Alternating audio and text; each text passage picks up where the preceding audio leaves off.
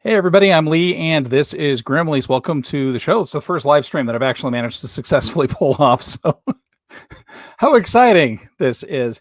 If you are tuning in for the first time, thanks so much for joining me tonight. I'll be working on some concept illustrations. I think I should probably close this one out because that's a secret. Nobody really wants to say anything with candles on it now, do they?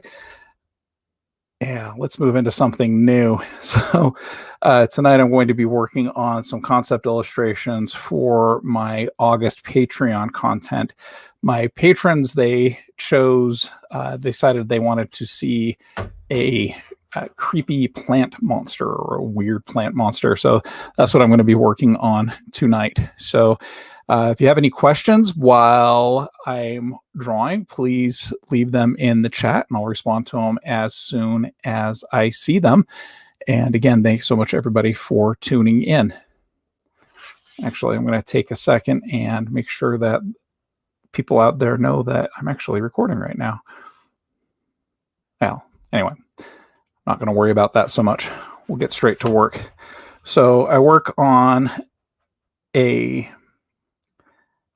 Apple iPad Pro. It's a first generation iPad. So this thing's had some miles put on it, and I've had it for such a long time. And I illustrated my first coloring book on this, and geez, a good chunk of the second one was illustrated on this as well. So that's all a lot of fun. And I use Procreate for most of my illustrations. Tonight I'll be working with rendering mostly with the 6B pencil in Procreate. And first things first, let's get some quadrants to work within. So weird plant monsters. Plants in themselves are very strange. And whenever I think of plants, the first thing I want to work with is probably some sort of a tree. Trees are cool. And I have this story going on in my head of a tree in the woods that's like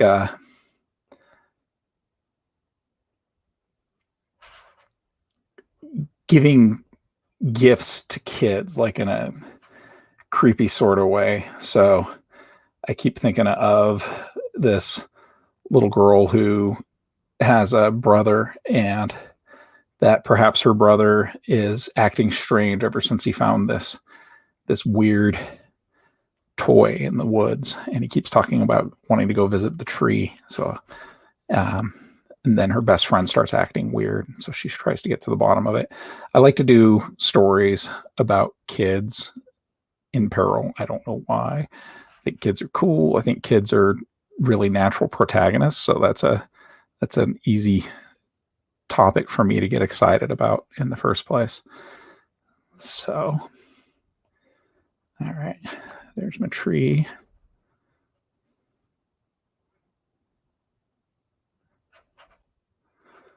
Now, I need something to make it weird. I'll give it some just hanging branches.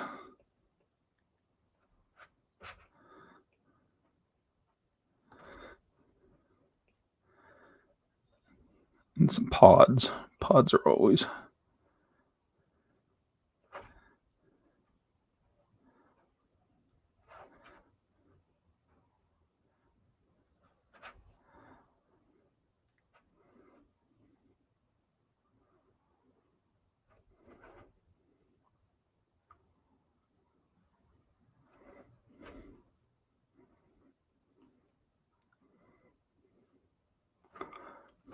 there's got to be something else to make it look kind of on the spooky side, though.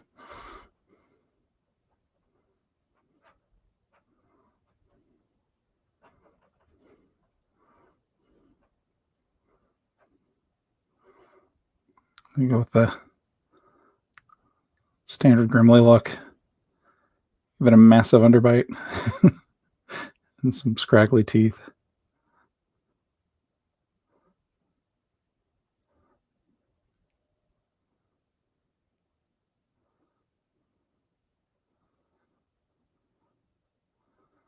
I don't want to make the facial details too obvious unless somebody's really looking for it. So this will be one of those things where I work on maybe hiding the values a little bit.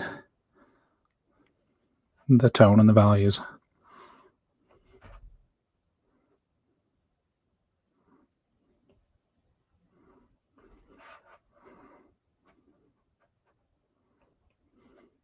What I love about this 6B pencil is that it works just like a real 6B pencil, which is kind of fantastic for old timers like me that aren't used to being able to just draw directly on a screen and have a digital pencil that does exactly what I want it to. Kind of love that. It's pretty nifty. Hold on here a second. Let's see if we can bring some people to the party. Nobody at this party. So.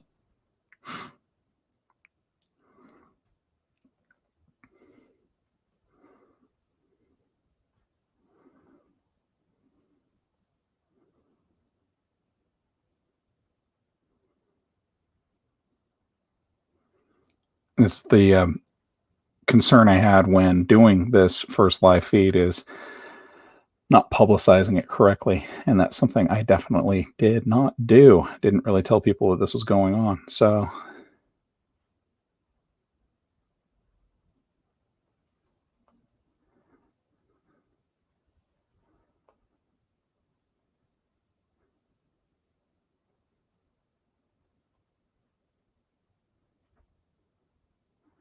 there we go. Let's see if we get people to show up. And if you are watching, while I quietly plug away here, like I said, please feel free to ask questions in the chat. All right, so what to do to make this look a little bit creepy, a little bit weird.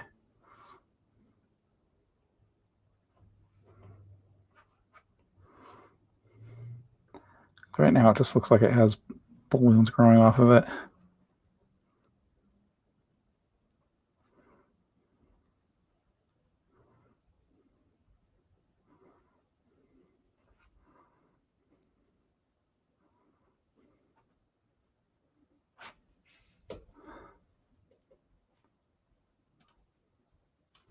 Oh, hey, Alberto. How you doing, man?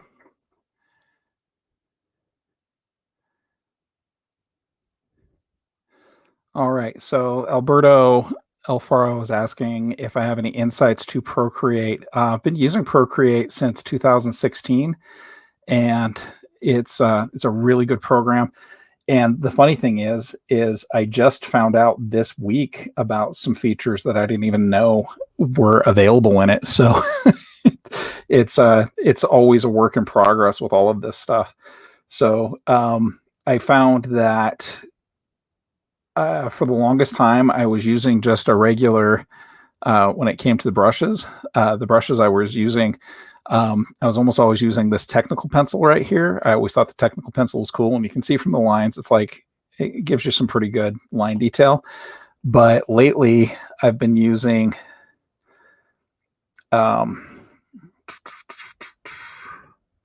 where did it go? It disappeared on me. This 6B pencil right here, and the 6B pencil is great because it gives me the opportunity to do some shading if I want to. And it just has a really nice graphite look to it, but I can also get some really good line hatching in there if I want to. Just the other day, I'll show this real quick. I'll be sharing this on the YouTube channel in a couple of days, but I was able to do this completely with the 6B pencil, not using any ink at all. And I love the way that turned out, the way the details came in, and just the chunkiness of the graphite makes me really, really super happy with that digital graphite look. So, all right, back to work on these concepts.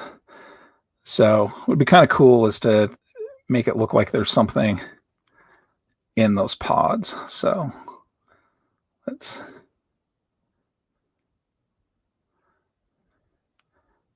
bulge them out a little bit.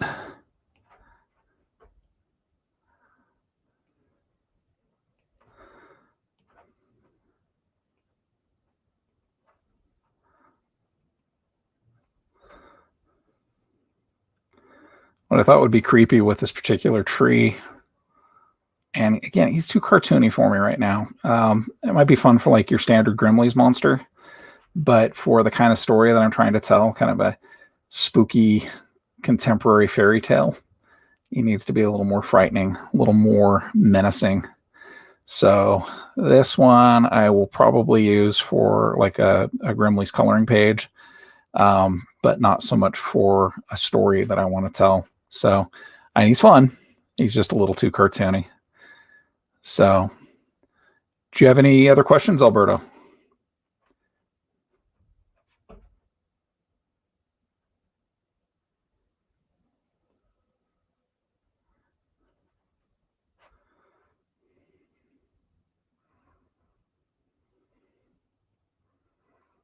It's the most important thing when you're laying down design work and trying to figure out what it is that you want to do is not getting too caught up in detail, which is like my biggest weakness when I'm doing concept work, because I just want to get stuff in there and see what kind of coolness I can get out of the details.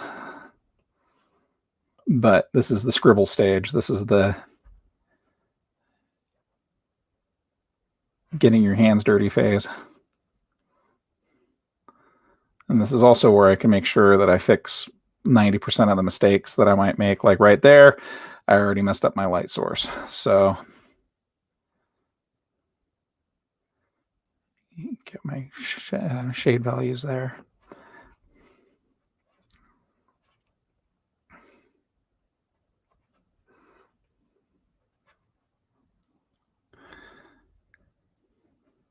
Oh, dude, yeah, I really liked your Pokemon work, and I love that you're making them for Costa Rica. That's super cool, like making them local. And I'd say the most important thing with character design is kind of having an exit plan for what it is that you're working on. So, like one of my favorite online illustrators, he's got a thing where he says that if a design hasn't grabbed you within 10 minutes, it's time to move on, because there's nothing else that's going to come at you in 15, 20 minutes that's going to inspire you an hour into it. So really find a way to move on and see what else is out there. So, and I'd say the other really super important thing to do when you're working on character design is get warmed up beforehand. So, hey, how's it going, Aaron? You're free of the tyranny of the shop right now. I don't have to call you Aaron. So. All right, let's get a stalk in there.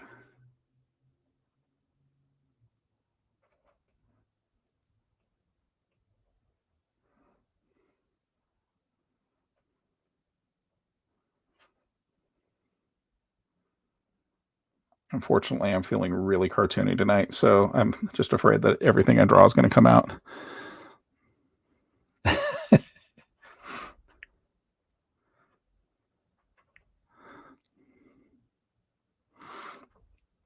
Another really important thing to do, and I still do this, and I've been drawing since been drawing for as long as I can remember. I mean, I remember sitting in my mom's apartment in Southern California and drawing. Like, those are my earliest memories, and drawing Captain Kirk and Star Trek characters and stuff like that. Is just always draw. And I'm guilty of not practicing what I preach in that regard. There's been a lot of times where I will get preoccupied with something, or I'll allow some international pandemic to bring me down to the point where I'm too depressed to draw. And really, I need to make sure I don't do that to myself, because drawing is actually my best therapy. So let's get some of those dark values in there for the shading.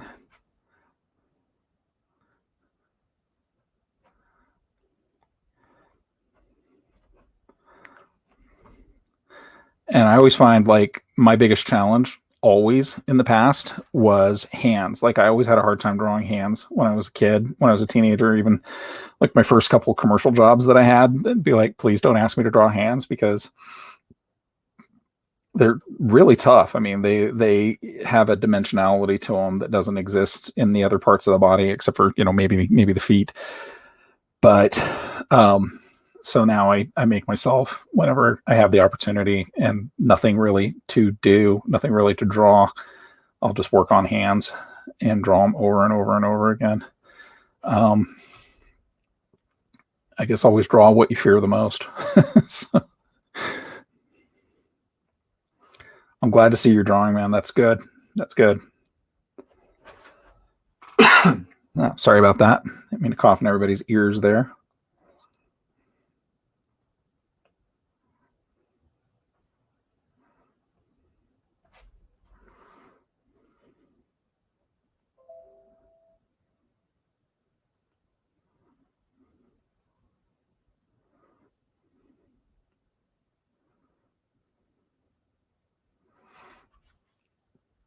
Oh, that's somewhere closer to where I want to be. It's a little more, but it's not the kind of creepy I'm looking for. Actually, let's leave that there so I can learn from my mistakes. So let's go.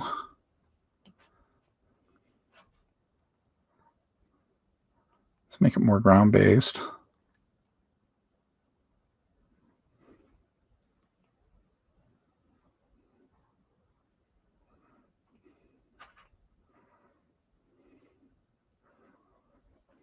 Oh, I hear you on that one. I've drawn my wife twice, and we've been together 27 years.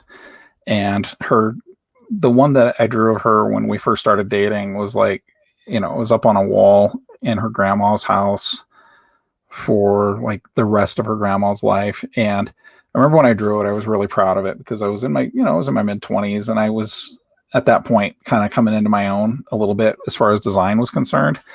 But as I got older, it was like a constant lesson in never getting complacent in the work that you're doing, because you look at something, you go to visit somebody's grandma 3, 4, 5 times a year, and you're constantly looking at the mistakes that you made when you were younger and cockier, so but yeah, I find this seriously,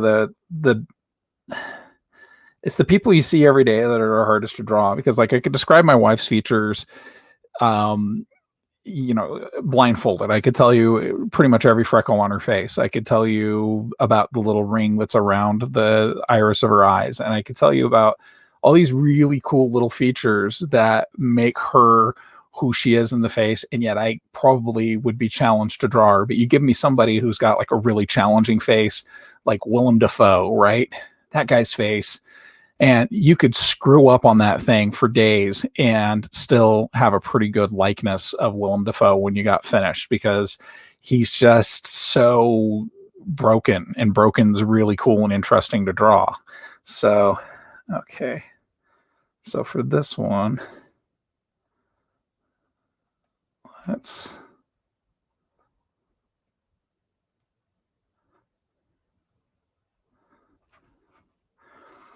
make a plant that would be menacing to a kid.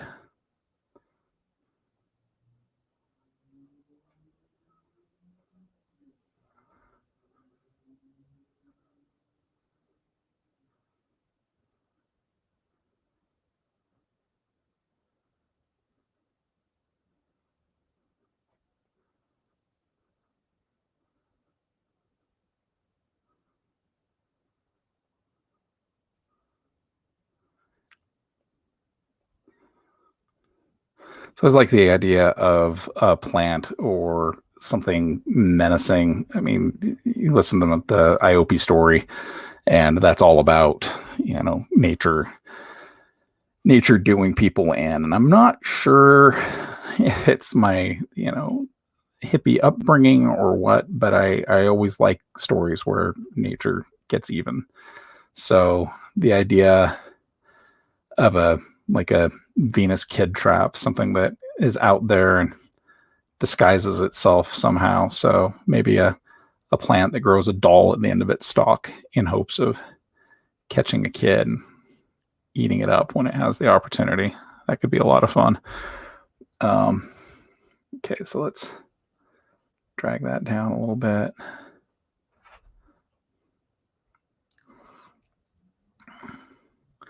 I bet there's a lot of really cool things to draw down in Costa Rica, though. I mean, if you've lived down there long enough, that's probably not new and special to you. But for somebody like me, like every time I go home to California, I find myself just tripping out on the yucca trees and the different cool plants that we don't have in boring old Utah, you know.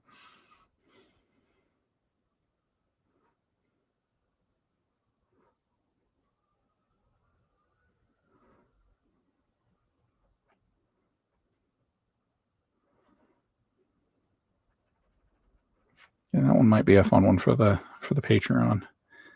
Block that out a little bit better. Make it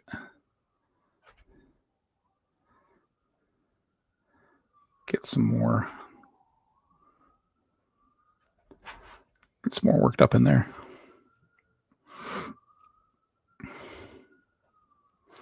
Now,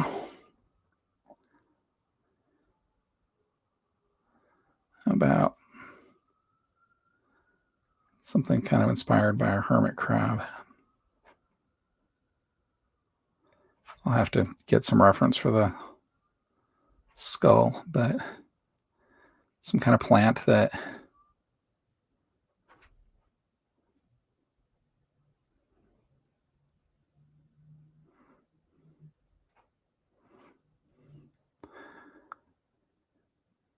yeah, I'm from Southern California. There's about a 700. Alberto asks if I'm from California, and yeah, so you're going to like central northern California, and that's completely different from where I grew up. So San Francisco itself is amazing, though. I think it's one of the coolest cities, at least one of the coolest cities that I've ever been to. So say stay away from the tourist areas, except for Fisherman's Wharf, which is neat in its own right.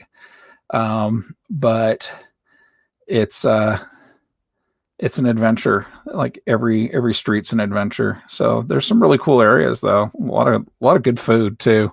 So if you like Italian food, like Columbus Street in the Italian district you'll have some of the best food you've ever had in your life. And one of my other favorite things to do in San Francisco is just one of my favorite things to do in San Francisco is like park your car. Don't get in the car, because you can walk from Chinatown to Little Italy in an hour and a half and eat at 15 restaurants along the way, and you'll have some of the best food you've ever had in your life. There's a restaurant in Chinatown that I went to 20 some odd years ago where the owner would come out and take your order, but he wouldn't let you order any dish. He would just ask what you liked, like what kind of protein you liked, what kind of vegetables you liked, and then he would decide what you ate. And it was amazing. Like the food was just off the charts great. So if you ever get an opportunity to eat at a place like that, it's definitely worth it, unless you've got like little picky small kids, because they'll decide they don't like anything that the cook brings out. So, all right, got a little skull there. Oh yeah, the whole of San Francisco is split up into like little neighborhoods that were originally, because of well, no better way to put it, a ton of racism at the early part of the 19th century, late 18th century. They just kind of split everything up into districts. So you've got a Little Italy, you've got a Chinatown, you've got, I'm not sure if there's like a strong Korean neighborhood like there is in Los Angeles, but it's just kind of split up into zones. So the best part about that now is that you have these thriving ethnic communities that are littered all over San Francisco, which I love. And that also means that you can find really good food based off of what part of town you're in. So if you're really, really craving Portuguese food, chances are there's a Portuguese community that has really good food there. So that part, I don't think that's what was intended. When San Francisco's founders tried to split everybody up from the beginning, but that's what we end up with now. So super good food, though, man. I'm jealous. I love the food in San Francisco. It's like anytime we go there, I end up spending more time researching where I'm going to eat than I do like where I'm going to go and what I'm going to visit. So let's get something growing out of this skull.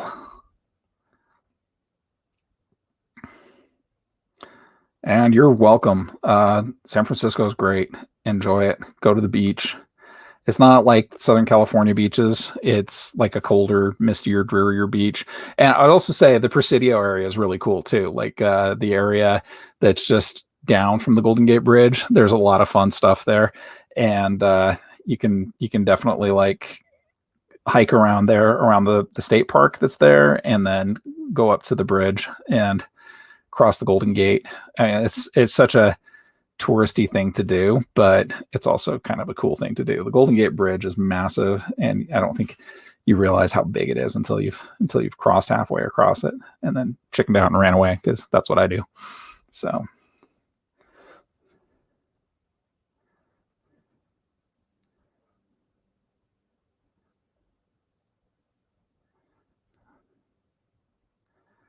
like I said, being influenced again by like a hermit crab.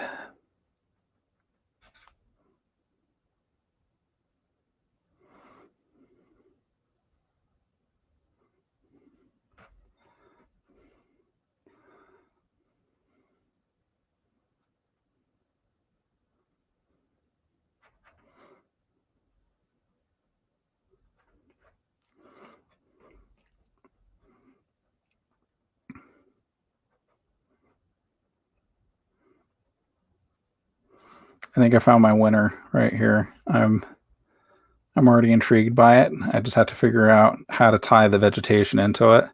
So thinking about this concept being like a abandoned monster skull that's found somewhere, like on a in a beach or in some woods, and then you have these plants that grow into it and like start getting fixated on the genetic blueprint of the skull, and so they build what they think the animal that lived in the skull was, and so you get like all these branches and twigs, and you get a little, you know what this needs. Let's get an eye in there, because you know the eye would be one of the first things to decompose, but it's also a neat thing, and it doesn't have to actually be a real eye. It could be a vegetation eye. Yeah, let's make it look like a Brussels sprout. So the creature grew a Brussels sprout in it, and that's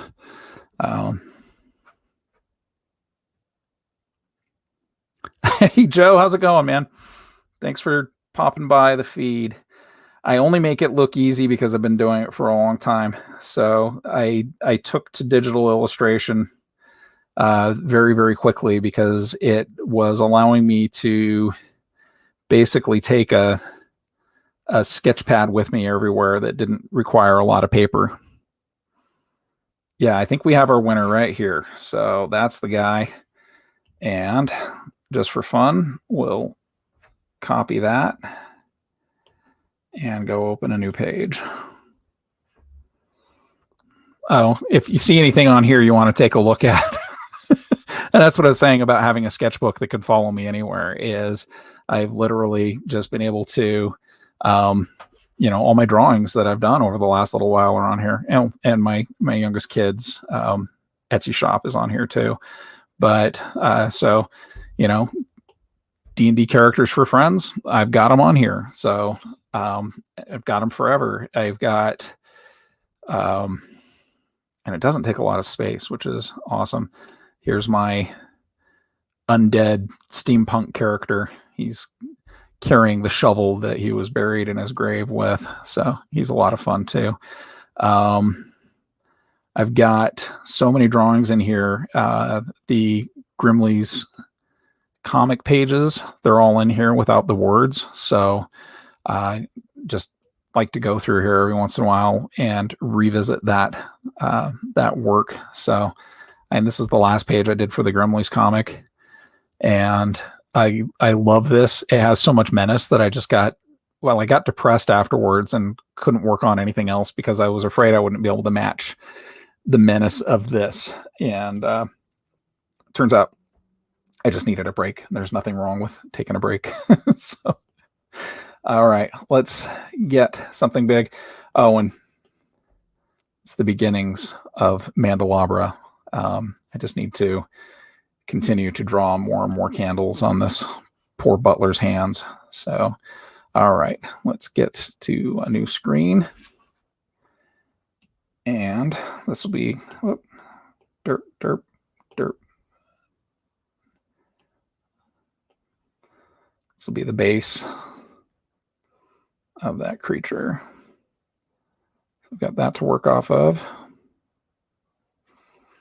And we'll get a new layer in there and turn the transparency down on the base layer so I can start fleshing out like the final pencils. Not the final pencils, but more of a detailed pencil look to it. I think he's cool. I actually think he's really cool. I'm pretty happy with that. But there's things I'm going to have to do that make it look more vegetative, right? Because right now you look at it and it's like, okay, cool. We've got an obviously some kind of animal skull that's not, well, it's not terrestrial. It's not from this earth. So, but making it look even more alien, maybe elongating the snout a little bit, and then getting some vegetable matter in on the body of the creature is going to be essential to actually selling the concept. And that's the hard part, is you can kind of cheat here and there. You can do a lot to cheat, but at the end of the day, the eye knows when it's being conned. The eye knows when you're spinning a tail. So let's get some twigs in there. I love working organic stuff into a drawing. It's so much fun. Now, what I have to be careful about with this particular pencil, with the 6B pencil, is that it really rewards me getting a little intense with the details. And so I have to make sure that I don't get too caught up in the detail because I'm still in the design phase here. So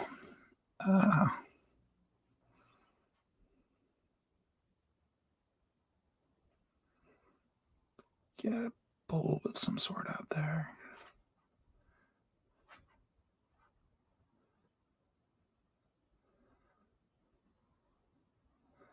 Seriously, anybody has any questions, comments, anything else? Feel free to chime in. That's what I'm here for. Although I can talk to myself for hours. Trust me, I've done it.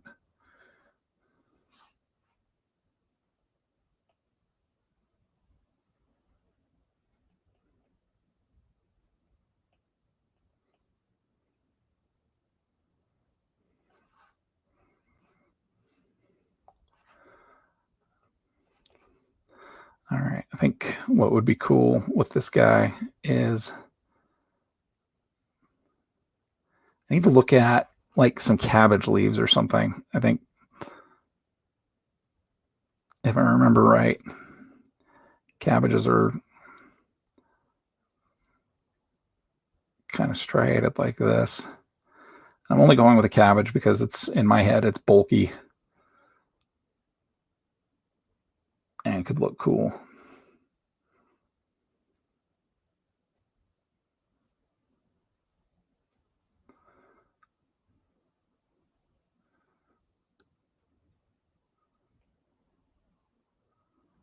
Yeah, that's fun.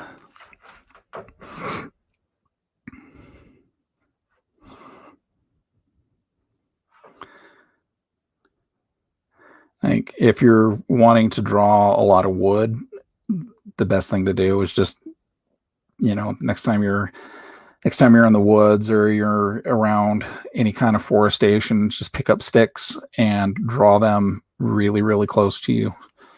And it can be challenging. Your brain's not going to want to do it. You're going to want to draw it farther away from your face, but when you bring it really close to your face, you can see all the little details and all the little nubs and the dots and the cool things that make it distinct. So I'm definitely going to emulate a cabbage with this because cabbages have a lot of really cool veining.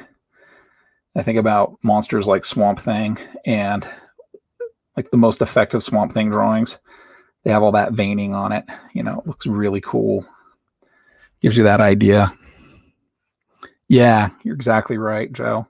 And texture is like so much of a cool part of what makes a drawing work. So when you can emulate those textures in there.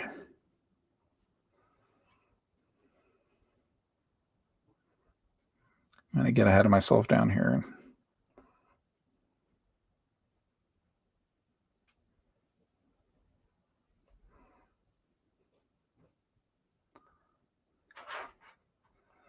My mom is a really good painter, and she did this watercolor painting when I was a teenager of cabbages, and I still think about that all the time because it was like this super challenging project, and it took her a long, long time to do, and she worked every trick she could think of into it, and it's so neat. Like the texture on it is phenomenal, and watercolor is one of those mediums that I've never ever had any luck with or success with. I'm still intimidated by watercolor, which is funny because I work with acrylic all the time. But acrylic and I have a special friendship, and watercolors can just burn in hell as far as I'm concerned. But yeah, every time I'm thinking about plant matter or vegetables or things like that, I just think of that painting that my mom did. It's still hanging. I think it's still hanging in like their bathroom in their house in Oregon. So it's really cool.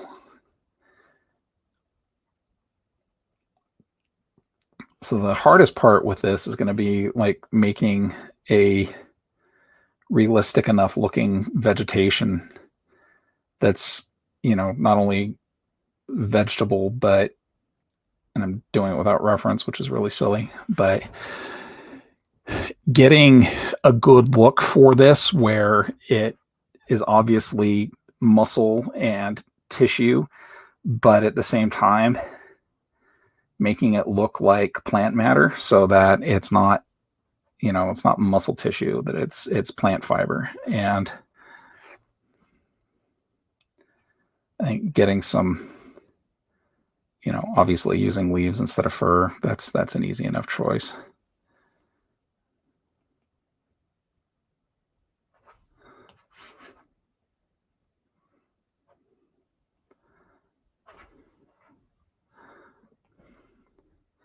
I think one of the other things that I need to work on is drawing more birds.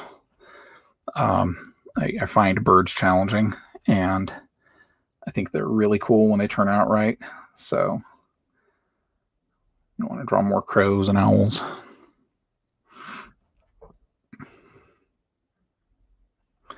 Let's figure this out.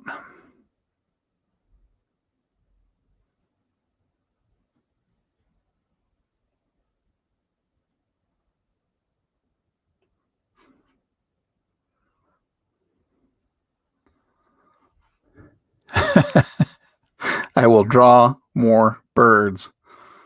You're absolutely right. I'm going to commit to it. I'm going to get up every morning and ask myself if I've drawn enough birds.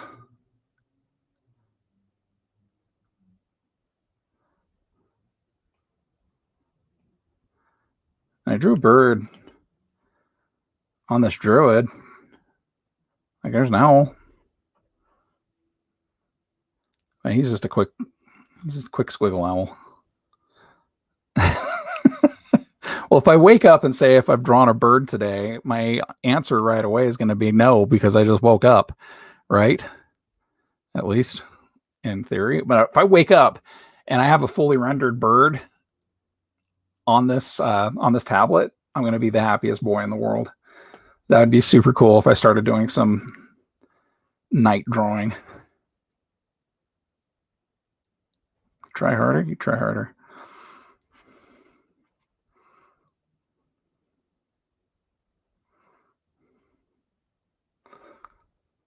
Well, okay. I will try harder.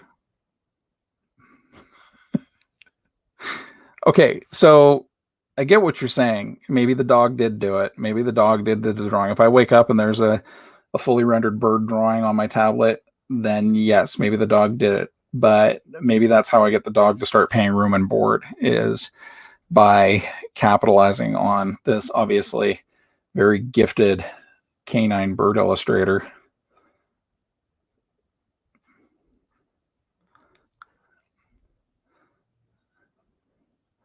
I'm glad that you're here, even if you are only 2 rooms over. So, folks, if you're wondering who this person is that's cyberbullying me, it's my youngest spawn. So I'm not actually being bullied by a stranger here. I'm being bullied by one of the best. Yes, you have to draw birds. Get to it.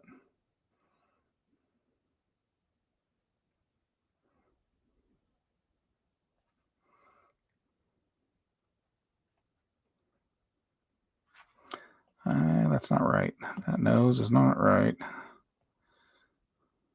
Work on that later.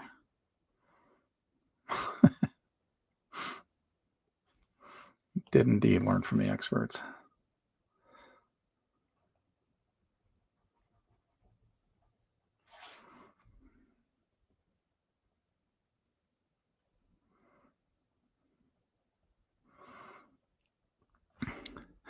Alberto, I'm gonna create some great heresy here because this is a Digimon house, and I know you're a Pokemon fan. We like Pokemon too. Don't get me wrong, but this is a Digimon house. So in my head, I'm working on a Digimon character here.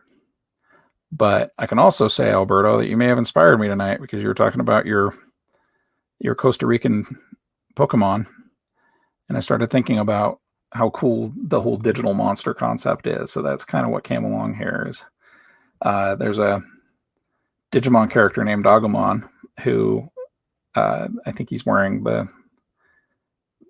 Is that Agumon? No, Agumon's a dinosaur. Anyway, Gabumon. He looks like he's a dinosaur, but he appears to be wearing the pelt and skull of somebody else. Excellent.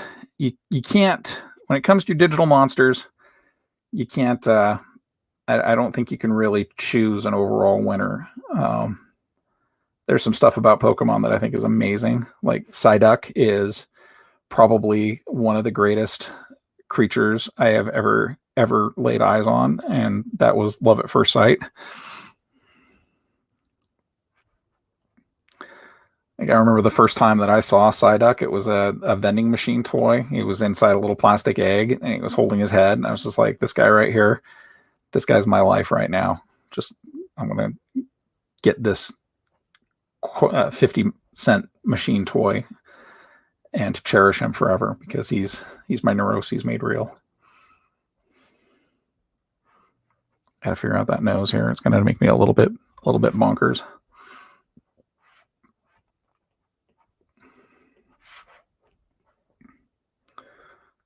It'd be kind of fun to put some stuff that's not too traditionally found in vegetable monsters, like maybe a couple potatoes. Let's get some potatoes up in this thing.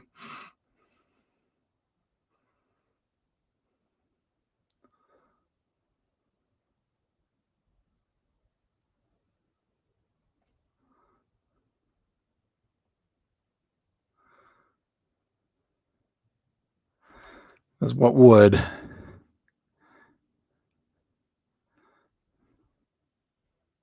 Goblins evolution got genes. That's what I love about Digimon. It's like, okay, here you got this cool little like sprite pixie monster. He's made of leaves, and then the next one is a sexy lion man with blue jeans and a sword. And yeah, that was a must watch viewing around our house. He did evolve into style, and those were jeans that were made in a fair trade community. There's no way that Leomon was wearing sweatshop labor jeans. He was wearing jeans that were ethically sourced. Yeah, people who made a fair living wage in their jeans factory. Leomon digivolve into Stylemon. Anyway, bring up Leomon because he's like, one of the most tragic of the Digimon characters, but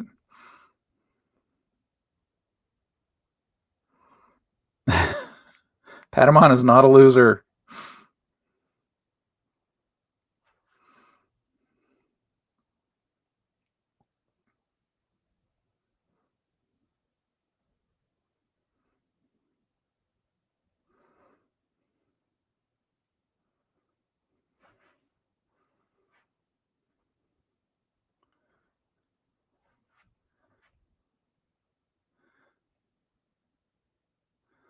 So yeah, I think I'm gonna get a bunch of reference together for this and like slip some celery in there and get some Brussels sprouts going. Like make this a full on ridiculous vegetable monster. I also kind of want to get some roses on it too, but yeah, the concept of just some parasitic plant animals deciding that they're going to make their own, or parasitic plant creatures deciding that they're going to make their own quadrupedal creature so that they can get around better. A beet? Oh my gosh, a beet has to happen. We're going to put a beet. Here, this will be our, since we're so thoroughly inspired by Pokemon tonight, we'll put a beet stalk.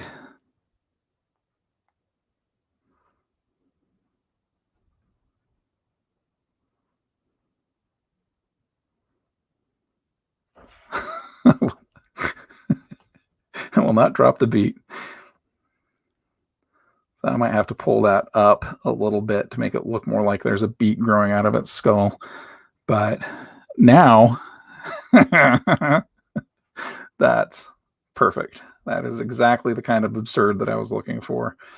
Let's get...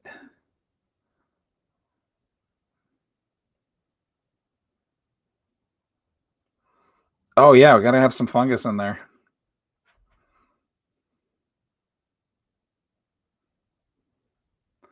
Nice thing about fungus is that I can work it in as like connective tissue down here, areas like that. Or now that'd be more like your mosses and stuff, but your funguses.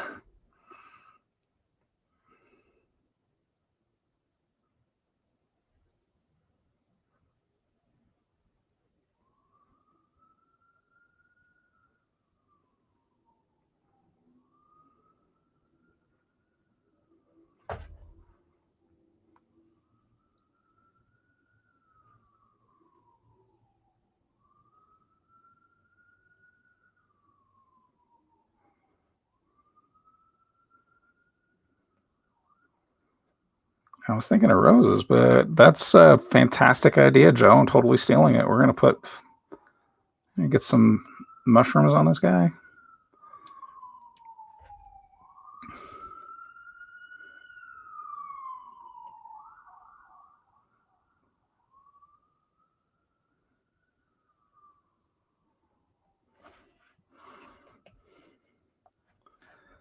And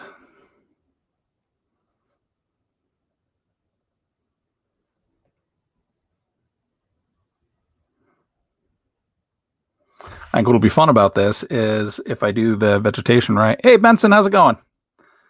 I'll be able to basically hide vegetation in the body of the beast. So if a person who's downloading it from, say, the Patreon page, or if it shows up in one of the if it shows up in the coloring book later on, then it could be one of those things that's just fun as you're working your way through it to find these hidden vegetables or hidden pieces of vegetation. That's what I love about just the concept of character creation is you can sit down and just start throwing graphite around, and sometimes you have no idea where you're going with it. Sometimes it's just going to end up being, well, sometimes you're just going to end up scribbling for an hour, but sometimes you might just find something cool that's plainly your own, but perhaps even inspired by things like getting some of the Pokemon influence in there. Oh, Swamp Thing, Joe, you just come onto my feed and talk dirty to me like that. Jeez.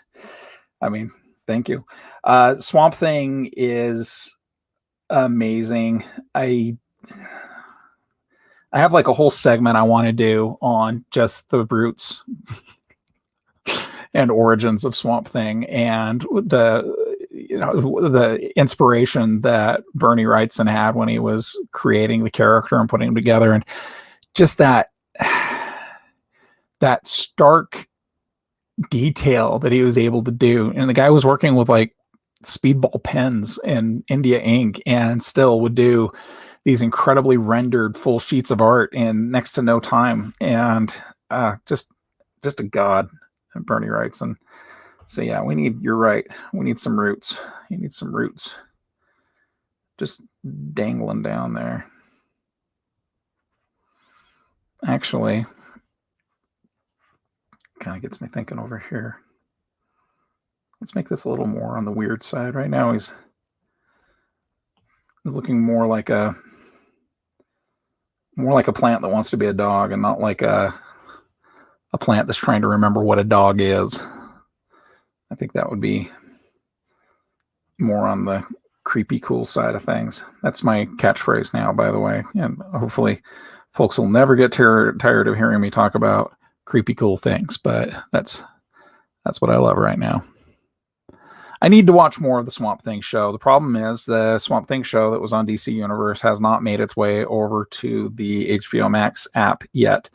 And the second it does, I will watch more of that show because it was so good. And the fact that it didn't get picked up or carried when some of the other DC Universe shows went over to HBO Max makes me kind of sad, because I think it was definitely worthy of more. It was really well done, and that Swamp Thing monster on that show was great. But, you know, who am I to say how good anything is? I watched the USA Network Swamp Thing show religiously just because the costume looked cool.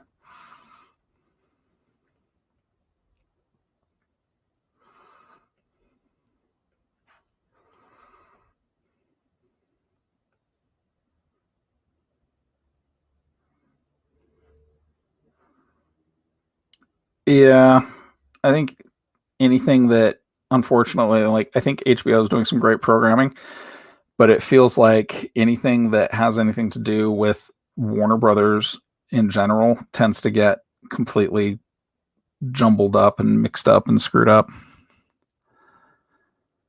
Oh.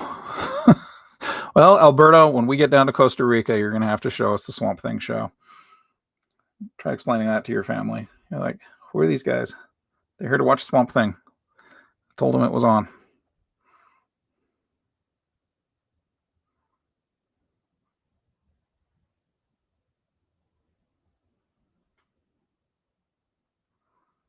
I'm still convinced that I'm going to put a Brussels sprout in here. Well, not everybody has a Roku TV.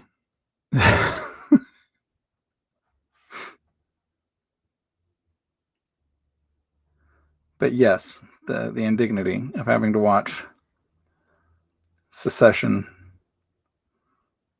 just to see which one of those kids is going to get a kiss from daddy.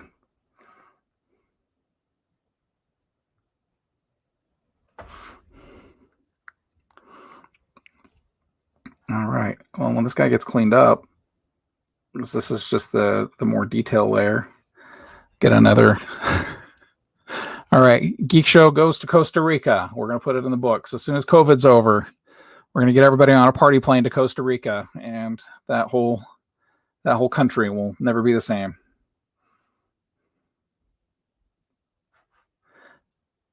Well, I wonder, actually, what that would be like. It'd be interesting.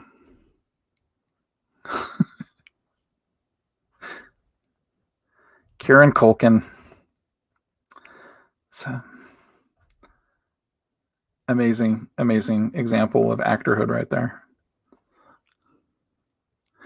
Shannon may be allowed in Costa Rica. It's not like Costa Rica is the Las Vegas of Latin America. At least I don't think it is.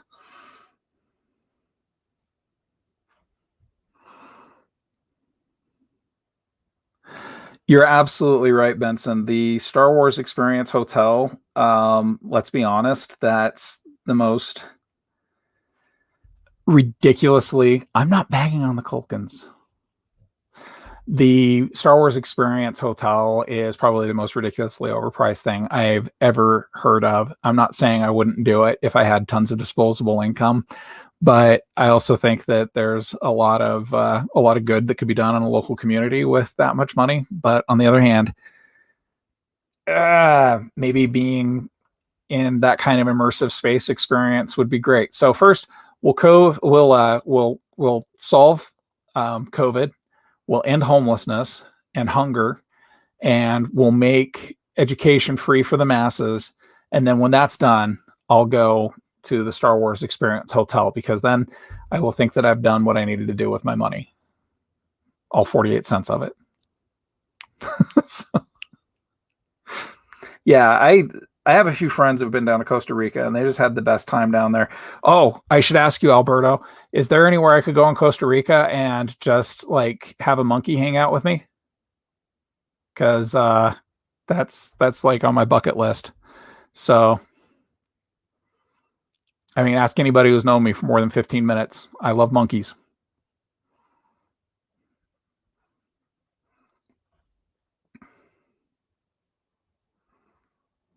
And Kerry Jackson's managed to hang out with a monkey. That's why if anything ever happens to Kerry, he'll just pass into the beyond with a contented smile on his face. He'll be like, I got to hang out with a monkey. I'm fine. My list is fine. It's true. All I've ever wanted in my life is a monkey. I am the person from If I Had $1 Million that always wanted a monkey. That's me from that Bare Naked Ladies song. It's true. It's true. I need to get some more like weird struts coming off of here. Yes.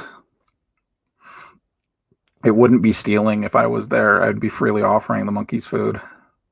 I'd probably cry when they took it from me. I get very emotional when I think of monkeys. Like, I had a plan when I was about 17 that I was going to like liberate a bunch of lab monkeys and that we're going to go on a crime spree together. Luckily, I never managed to make that work, but there's still days that I think about some alternate universe me that has a squad of crime monkeys, and we just hop in a motorcycle and drive around committing crimes. It's the best thing ever.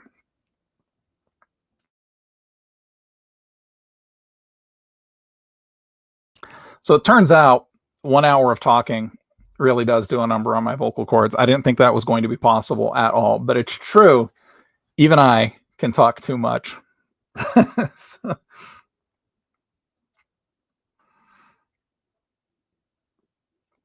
well, what if the monkey asked me to hang out with it? Like, if a monkey came to me of its own free volition and said, I want to hang out with Lee. I'm Lee's new best friend. I'm a crime monkey.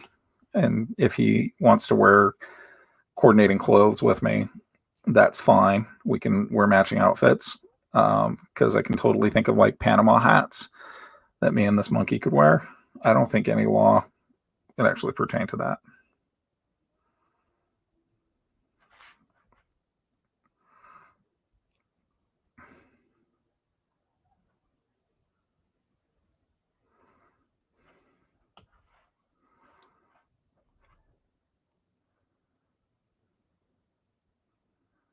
Costa Rica sounds amazing, actually. The few people that I know that have been there, and from talking with you for the last hour or so, sounds like it'd be a really cool place.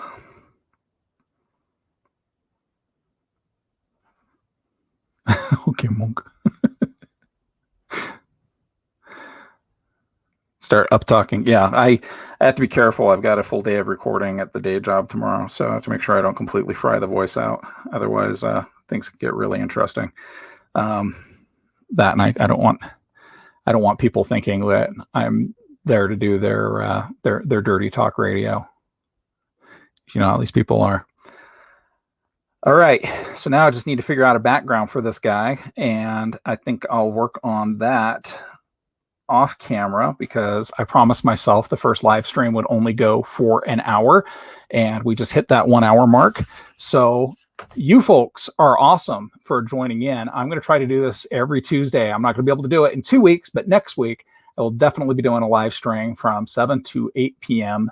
Mountain Time, and we'll make sure to have a countdown posted on the YouTube page. Thanks so much for tagging along and watching and listening as I ramble about monkeys and Pokemon for an hour. You folks are awesome, and we'll talk to you soon.